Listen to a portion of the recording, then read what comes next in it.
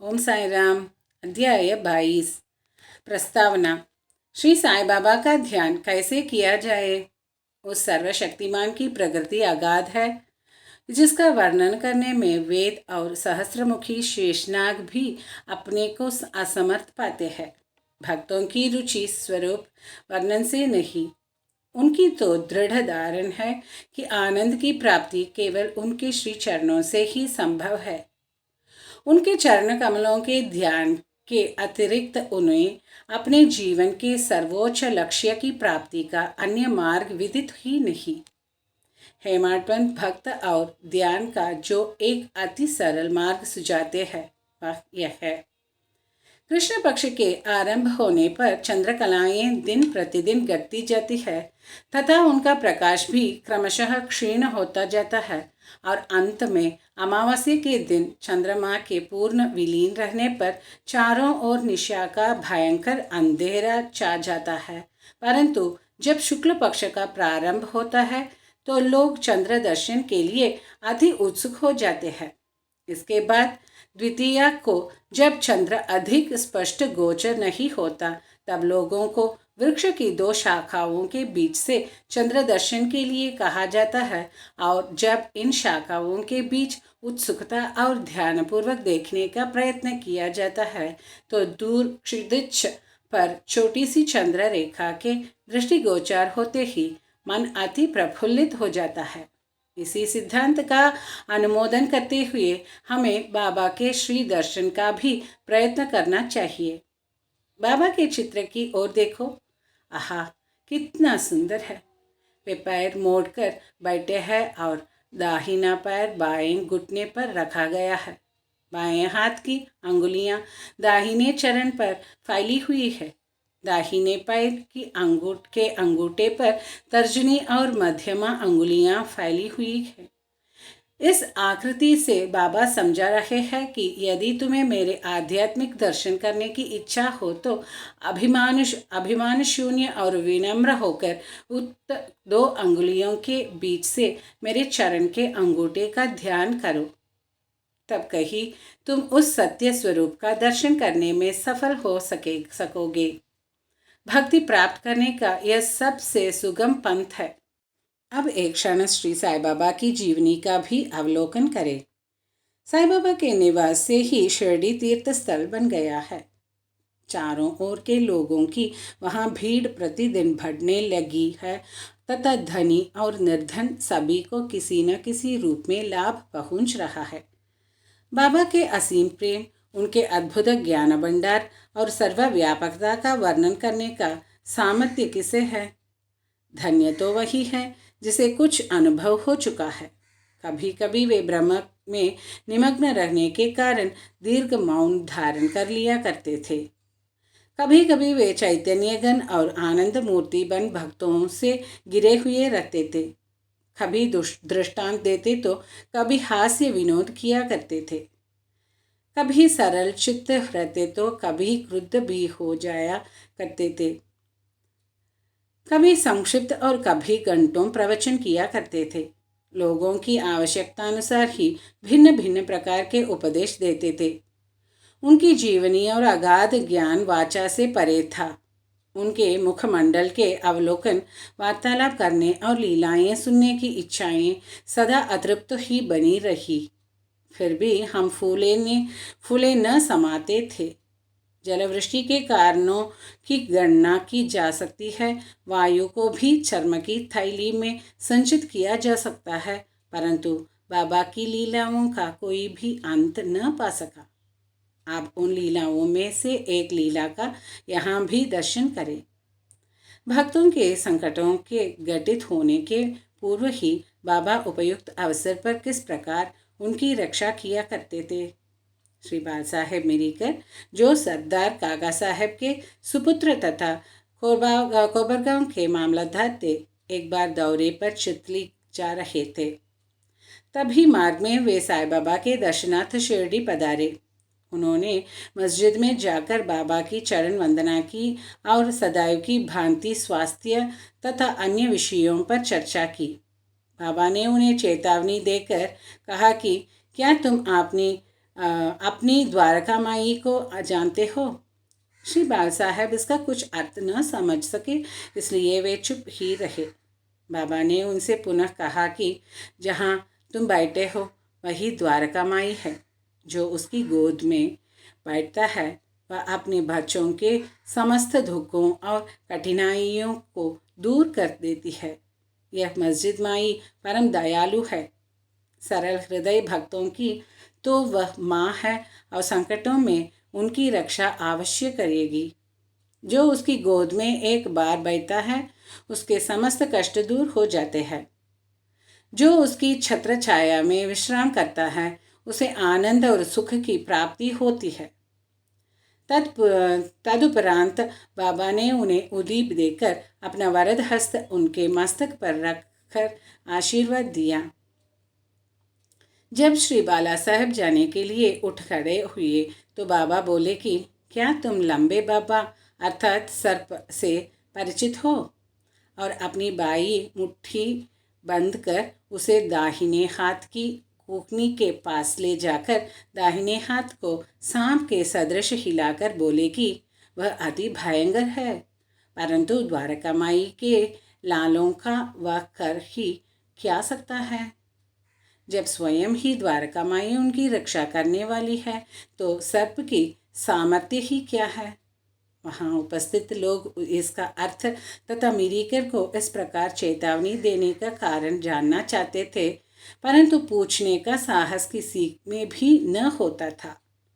बाबा ने श्यामा को बुलाया और बाल साहब के साथ जाकर चितली यात्रा का आनंद लेने की आज्ञा दी।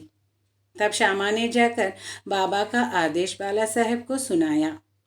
वे बोले कि मार्ग में असुविधाएं बहुत है, अतः आपको व्यर्थ की ही कष्ट उठाना उचित नहीं है। बाला साहब ने जो कुछ कहा वह श्यामा ने बाबा को बताया। बाबा बोले कि अच्छा ठीक है, न जाओ। सदैव उचित अर्थ ग्रहण कर श्रेष्ठ कार्य ही करना चाहिए। जो कुछ होने वाला है सो तो होकर ही रहेगा। बाला साहब ने पुनः विचार कर श्यामा को अपने साथ चलने के लिए कहा। तब श्यामा पुनः बाबा की आज्ञा प्राप्त पर बाला साहब के साथ तांगे में रवाना हो गए।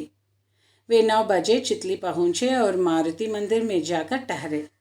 ऑफिस के कर्मचारीगण अभी नहीं आए थे, इस कारण वे यहाँ वहाँ की चर्चाएं करने लगे। बाला साहब दैनिक पत्र पढ़ते हुए चटाई पर शांतिपूर्वक बैठे थे। उनकी धोती का ऊपरी सिरा कमर पर पड़ा हुआ था और उसी के एक भाग पर एक सर्प बैठा हुआ था। किसी का भी ध्यान उधर न था। वह सी करता हुआ आगे रेंगने लगा। यह आवाज़ सुनकर चरपासी दौड़ा और लैंटर्न ले आया। सर्प को देखकर वह सांप सांप कहकर उच्च स्वर में चिल्लाने लगा। तब बाला साहब अति भयभीत होकर कांपने लगे। श्यामा को भी आश्चर्य हुआ। तब वे तथा अन्य व्यक्ति वहाँ से धीरे से हटे और अपने हाथ में लाठियाँ ले ली। सर्प धीरे धीरे कमर से नीचे उतर आया। तब लोगों ने उसका तत्काल ही प्राणांत कर दिया। जिस संकट की बाबा ने भविष्यवाणी की थी वह टल गया और साई चरणों में बाला साहब का प्रेम दृढ़ हो गया। बाबू साहेब बूटी। एक दिन महान ज्योतिषी श्री नाना साहेब डेंगले ने बाबू साहेब बूटी से कहा, आज का दिन तुम्हारे लिए अत्यंत अशुभ है और तुम्हारे जीवन को भयप्रद है। यह सुनकर बाबू साहेब बड़े अधीर हो उठे। जब सदैव की भांति वे बाबा के दर्शन करने गए तो वे बोले कि ये नाना क्या कहते हैं। वे तुम्हारी मृत्यु की भविष्यवाणी कर रहे हैं, परंतु तुम्हें भयभीत होने की किंचित मात्र भी आवश्यकता नहीं है। इनसे दृढ़तापूर्वक कह दो कि अच्छा देखो काल मेरा किस भांति उपहरण करता है। जब संध्या समय बापू अपने शांच गृह में गए तो वहाँ उन्हें एक सर्प दिखाई दिया। उनके नौकर ने भी सर्प को देख लिया और उसे मारने को एक पत्थर उठाया। बापू साहब ने एक लंबी लकड़ी मंगवाई, परंतु लकड़ी आने से पूर्व ही वह सांप दूरी पर रेंगता हुआ दिखाई दिया और तुरंत ही दृष्टि से ओझल हो गया। बापू साहब को बाबा के अभयपूर्ण वचनों का स्मरण हुआ और बड़ा ही हर्ष हुआ। अमीर शक्कर। अमीर शक्कर कोरले गांव का निवासी था, जो कोपरगांव तालुके में है। वह जाति का कसाई था और बांद्रा में दलाली का धंधा किया करता था। वह प्रसिद्ध व्यक्तियों में से एक था। एक बार वह गठिया रोग से अधिक कष्ट पा रहा था। जब उसे खुदा की स्मृति आई, तब काम धंधा छोड़कर वह शिरडी आया और बाबा से रोग निवृत्ति की प्रार्थना करने लगा। तब बाबा ने उसे चावड़ी में रहने की आज्ञा दे दी। छावड़ी उस समय एक अस्वास्थ्य कारक स्थान होने के कारण इस प्रकार के रोगियों के लिए सर्वथा ही अयोग्य था। गांव का अन्य कोई भी स्थान उसके लिए उत्तम होता, परंतु बाबा के शब्द निर्णयात्मक तथा मुख्य औषधि स्वरूप थे। बाबा ने उसे मस्जिद में न आने दिया और चावड़ी में ही रहने की आज्ञा दी। वहाँ उसे बहुत लाभ हुआ। बाबा प्रातः और सायंकाल चावड़ी से निकलते थे तथा एक दिन के अंतर से जुलूस के साथ वहां आते और वहीं विश्राम किया करते थे। इसलिए अमीर को बाबा का सानिध्य सरलतापूर्वक प्राप्त हो जाया करता था। अमीर वहां पूरे 9 मास रहा। जब किसी अन्य कारणवश उसका मन उस स्थान से ऊब गया, तब एक रात्रि में वह चोरी से उस स्थान को छोड़कर कोपरगांव की धर्मशाला में जा ठहरा। वहां पहुंचकर उसने वहां एक फकीर को मरते हुए देखा, जो पानी मांग रहा था। अमीर ने उसे पानी दिया, जिसे पीते ही उसका देहांत हो गया। अब अमीर किंकर्तव्य विमूढ़ हो गया। उसे विचार आया कि अधिकारियों को इसकी सूचना दे दूं तो मैं ही मृत्यु के लिए उत्तरदायी ठहराया जाऊंगा और प्रथम सूचना पहुंचाने के नाते कि मुझे अवश्य इस विषय की अधिक जानकारी होगी, सबसे प्रथम मैं ही पकड़ा जाऊंगा। तब बिना आज्ञा शिरडी छोड़ने की उतावली पर उसे बड़ा पश्चाताप हुआ।